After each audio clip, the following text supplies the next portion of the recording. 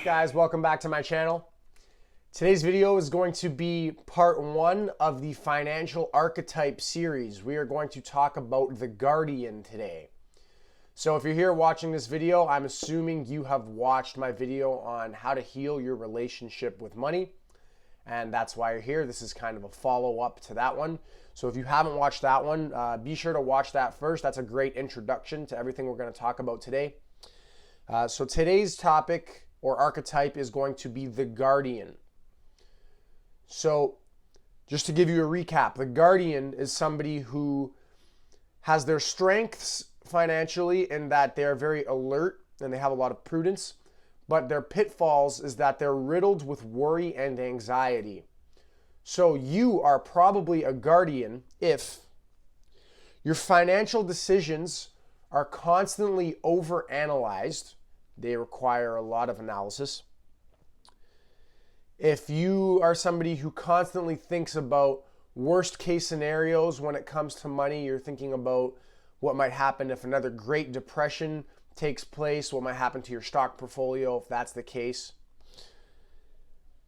If you abide by certain fear-driven rules that dictate your financial decisions. If your emotional response and level of worry related to your finances is completely disproportionate to the actual financial situation that you're in, then you're probably also a Guardian.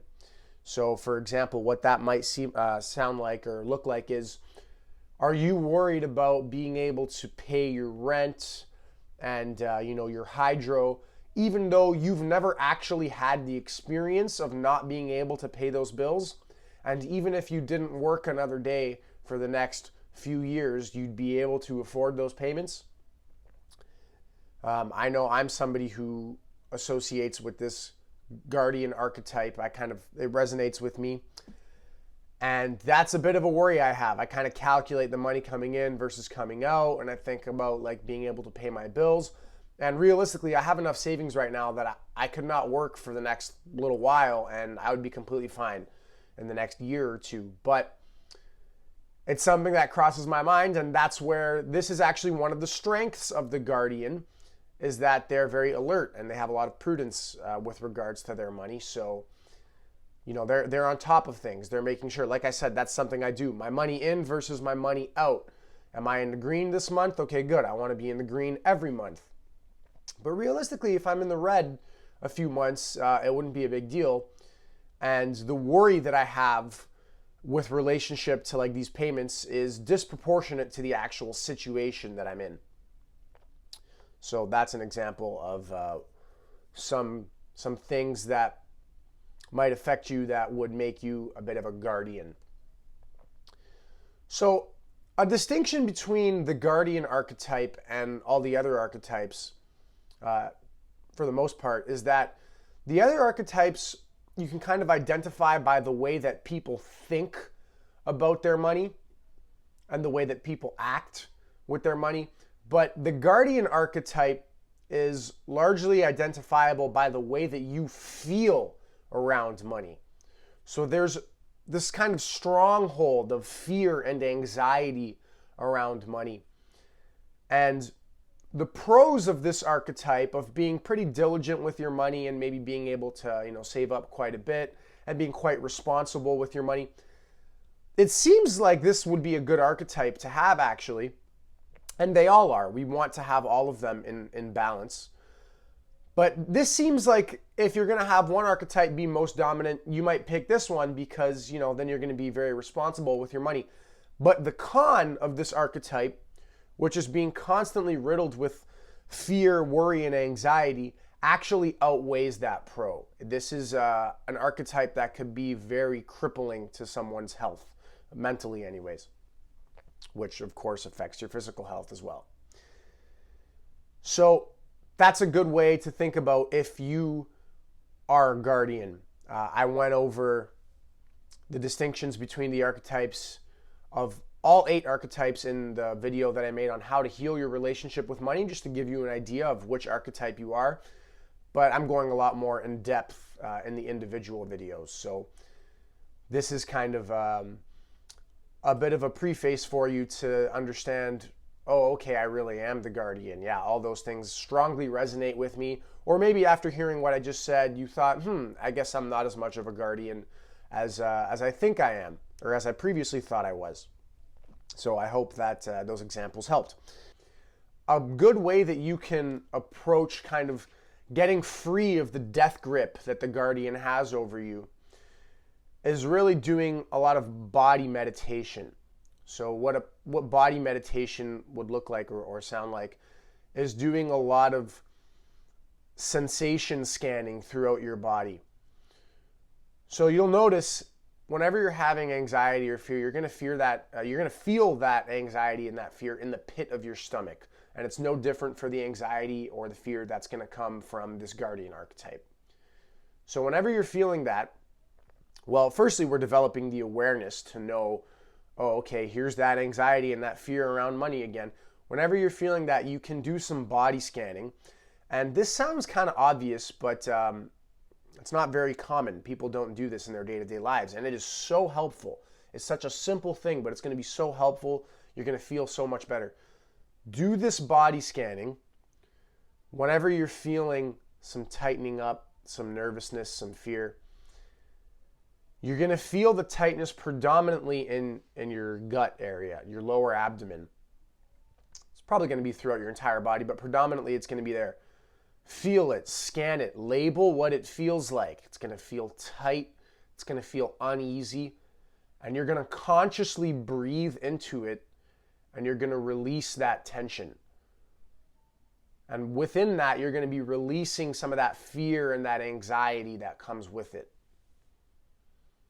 So that is going to be one of the biggest helps for you releasing your fear as a guardian. But that's something that's a little more simple and a little obvious. So let's dig into some deeper ways that you can kind of overcome the death grip of the guardian, as I said before.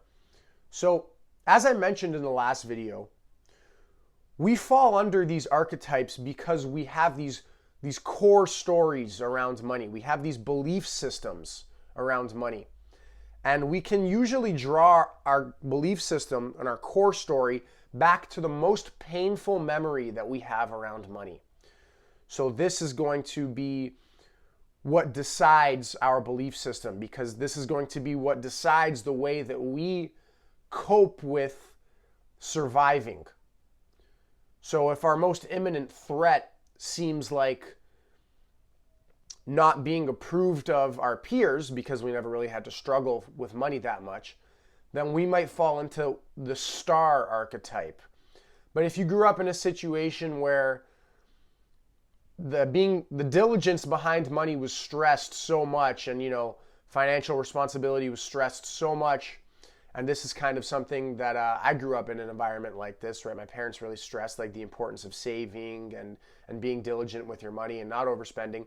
Then you might develop this belief system of being a guardian. So maybe your core story came from your most painful memory of even being evicted from an apartment, and that helped you shape this belief system, or not helped you, but it resulted in you shaping this belief system that, okay, I never want to be in that situation again. So as a means of coping and as a means of fulfilling your survival needs, your wanting mind, which is also a concept that I spoke of in the last video. Be sure to go watch that if you haven't already. The wanting mind is going to want an abundance of savings. It's going to want a sense of deep responsibility behind your finances, because this is giving you a sense of control, that you're on top of things. But really, this comes from an insecurity of not being on top of things. So we have this inner child in us still. Like, think about it. Those belief systems have been shaped from a young age. Like, think about your most painful memory of money. Think about where your core story comes from. And it's going to be in your childhood 9 times out of 10. Probably 99 times out of 100. So we have this inner child in us that's still kind of dictating the way that we think and feel about money in this way. Now that inner child, it wants to be heard. So we always want to approach situations with more consciousness, with more awareness. So that's what we're going to aim to do with this exercise that I'm proposing. Picture yourself having kind of like that angel and the devil on each shoulder. You have your inner child on one shoulder and you have your responsible adult on the other shoulder. And these are both two things that are innate within you. If you kind of pay attention to yourself right now, and even just day to day in your life, you'll feel both polarities come up all the time. So we want to work together. We want to kind of find the middle way between these two. So what we want to do is we want to think about what our inner child is fearing fundamentally. And then also contextually, so based off of the situations that we're in our life right now, what is the fear of this inner child? So you can go ahead and ask yourself that. You can write it down in a journal. That's going to really help you too, to get it down on some paper. So you're going to want to know what all the fears are. So think about a kid being scared to go to bed at night because they have a lot of fear. Now, take your responsible adult and you're going to approach the child and you're going to ask them what they're scared of. Now, don't just invalidate your fears of saying, oh, I'm so stupid, that's never actually going to happen. You wouldn't do that to a child. And if you would, you need to take a parenting course or something if you have your own kids. But think about the way you're going to approach it. You're going to comfort them, you're going to soothe them, and you're going to try to find a way to help them see, if you think their fears are irrational, you're going to help them see that their fears are irrational or just an illusion. So if your kid is scared of the monsters under the bed, you're going to say, okay, look, there's no monsters under the bed, but don't just take my word for it. I'll go check to make sure, because maybe I'm wrong. So as the parent, you go look under the bed and there's no monsters. And you can say, see, no monsters. Do you want to come look? I promise there's no monsters. And then your kid's going to come look and they're going to see that there's no monsters. So you're going to sort out the fears that your inner child has. So maybe the fears might be that you're not going to be able to pay the rent next month. Maybe the fears might be that your business is on the decline for the last few months, and even though that's happened before, this time you don't really see a rebound happening. Those are just two examples, right? So what you could do is you could sort these examples into reality and into illusion. So what you're going to do is take the responsible adult now and actually reflect, okay, here's all my fears. And you're going to check them against reality. I have this subconscious fear that I'm now pulling to the surface that I'm not going to be able to pay my rent. Okay, well, let's see. Even if I don't work, or if I just keep working the way I am I going to be able to afford rent for the next 6 months, for the next year, or whatever your fear might be? Maybe it's more imminent that it's this month. Maybe it's the next 6 months, right? So check your fear against reality. See what your situation is. And let's say that when you check it against reality, you find out this fear is an illusion. Even if I don't work another day for the next year, I'll be able to pay all my bills and still have a little bit of savings. Now, maybe that's not the case. Maybe this fear is a reality and you have to start working a little bit more because you have an extra expense this month. Maybe your dog had to go to the vet and that was an extra bill. So now you're going to be struggling to pay your own bills. Well, now you can go ahead and write down these fears into a reality section. So you can sort your fears into a chart. Illusion, reality. The ones that are an illusion, you can now be able to release those with more peace of mind. The fears that fall under the reality section, now you're going to make a list. Okay? And what you're going to do with this list is you're going to figure out which ways you could take action to combat these issues that you have in your financial life right now. But what is very important after you've made this list is not to act on it emotionally and impulsively. what you're going to want to do is check them against reality. Once you've done that, you say, okay, I can't act on these emotionally. Once you've gotten your list, you don't want to be making your decisions while you're hyperventilating and while you have that tightness in your abdomen. So you can set that list aside and you can do what's called coming back to it in stillness. So come back to your list when you can approach it from a more objective frame of mind.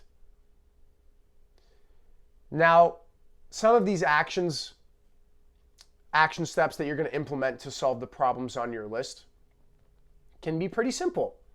It might be something as easy as budgeting a little bit differently. So maybe you have a budget for like takeout food. Maybe you are cooking a little bit more this month than you would have, and you're reallocating some funds. But maybe it's a lot more difficult, in which case you might need to seek some more help. YouTube is a great resource if you're having some difficulty sorting out your finances. I would say go get a financial advisor, but that's why I mentioned YouTube is a great free resource. But of course, a financial advisor is something that's unparalleled in terms of you getting to work one-on-one with someone. So there's a lot of programs where you can go and find financial advisors for a fraction of the costs that you could have otherwise, depending on what your financial situation is. So you can go ahead and try to research some of those programs that you might be able to seek out in your area, wherever you're from. They probably have these programs all over the world in developed countries for the most part.